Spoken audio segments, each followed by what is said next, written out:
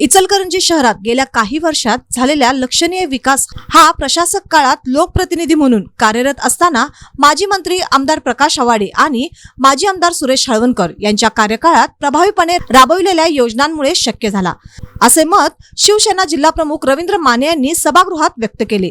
तसेच या विकास कामांसाठी राज्य स्तरावरून मोठ्या प्रमाणात निधी उपलब्ध करून देण्यात महत्त्वाची भूमिका बजावणारे उपमुख्यमंत्री एकनाथ शिंदे आणि मुख्यमंत्री देवेंद्र फडणवीस यांच्याही अभिनंदनाचा ठराव करणे योग्य ठरेल, अशी त्यांनी मागणी केली। महापालिकेच्या सभेत विकास कामांच्या अनुषंगाने चर्चा सुरू असताना माने यांनी हा मुद्दा उपस्थित केला। त्यांनी सांगितले की प्रशासक काळात विविध पायाभूत सुविधा, पाणी पुरवठा, गटार योजना तसेच नागरी सुविधांसाठी मोठ्या प्रमाणावर निधी मंजूर झाला आहे। हा निधी राज्य सरकारच्या सहकार्याशिवाय मिळणे शक्य नव्हते।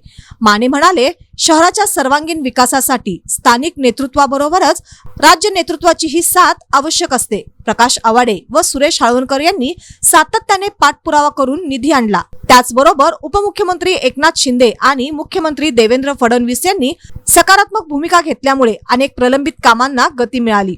सभागृहात या वक्तव्याची दखल घेत काही सदस्यांनी समर्थन दर्शविले।